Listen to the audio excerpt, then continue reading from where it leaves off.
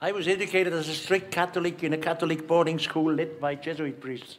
Já jsem vyrůstal na internátní škole katolické, kterou provozovali jezuité. Of course, we had to translate parts of the Bible from Latin to Greek and Greek to German. Součástí výuky bylo, že jsme překládali Bibli, původní texty z řečtiny do latiny a z latiny do své mateřštiny. And as a boy, I had a great idea of God. Also, I don't know what God is. Jako kluk jsem si představoval Boha, snažil jsem se prostě si ho představovat, ale nevěděl jsem, co Bůh je.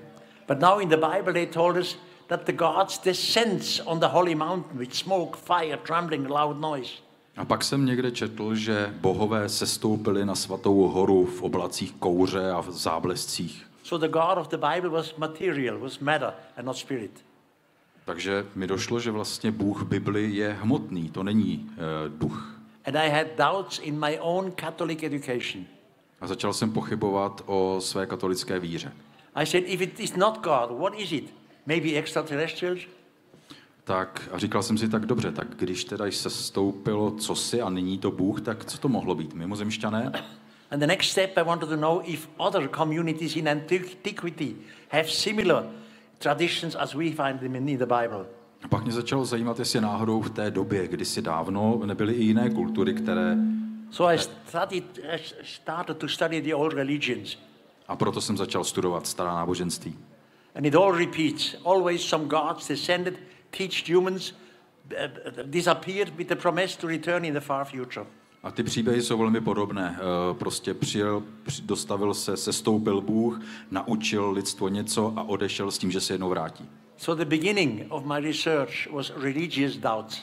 Takže na počátku mých studií začaly vlastně náboženské pochybnosti. And soon I learned something very curious. A brzy jsem se dozvěděl něco velmi zajímavého. In the Second World War, the Americans were fighting against Japan, also in the Pacific Ocean. Za druhé světové války Američané bojovali v Pacifiku proti Japoncům, jak asi víte. Also in a little island with the name of Tana in the South Pacific. Ty boje probíhaly mimo jiné na malém ostrovku, který se nachází v Jižním Pacifiku, jmenuje se Tana. The Americans were very friendly with the natives. They gave them gifts, goodies, all kind of things. A Američani k těm domorodým obyvatelům byli velmi vstřícní a přátelští, dávali jim prostě jídlo, různé zboží. Then the World War was over and the Americans disappeared. A když skončila druhá světová válka, tak Američané odešli. 40 years later, a war veteran returned to the island of Tana just to see how his friends are there. A po 40 letech jeden z veteránů, tehdy mladý chlapec, teď už muž v nejlepších letech, se vrátil na ten ostrov, aby prostě viděl, jak to tam vypadá.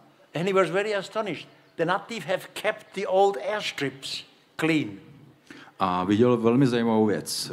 Ti domorodci stále udržovali ty přistávací plochy pro ta americká letadla z války. And they made something like an aircraft out of wood and straw. A vyráběli cosi jako napodobeniny letadel z toho, co měli k dispozici, z rákosu a z dřeva. Now in that case, the natives did not know what an aircraft was. Oni neměli tušení, co to vyrábějí, co je letadlo. They did not know that there is an engine, that there fuel, gasoline, whatever. Nějaký koncept toho, že tam má motor a že tam je nějaký letecký benzín, vůbec netušili. They simply copied the outside, what they saw.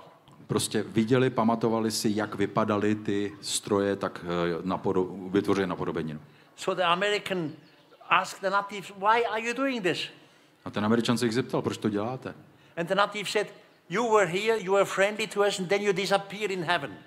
Vy jste se k nám přijeli, sestoupili jste k nám, byli jste k nám velmi přátelští a pak jste zmizeli v nebi. Now we hope when we make these things, you would see it from heaven and you would return to us. A my doufáme, že když budeme vytvářet tyto věci, tak je uvidíte z nebe a vrátíte se k nám. So, the natives simply copied something technologically, which originally they didn't know what it was. Takže domorodci vlastně vytvořili kopie čehosi, co viděli na vlastní oči, ale v podstatě neměli Ahnung, co to přesně je.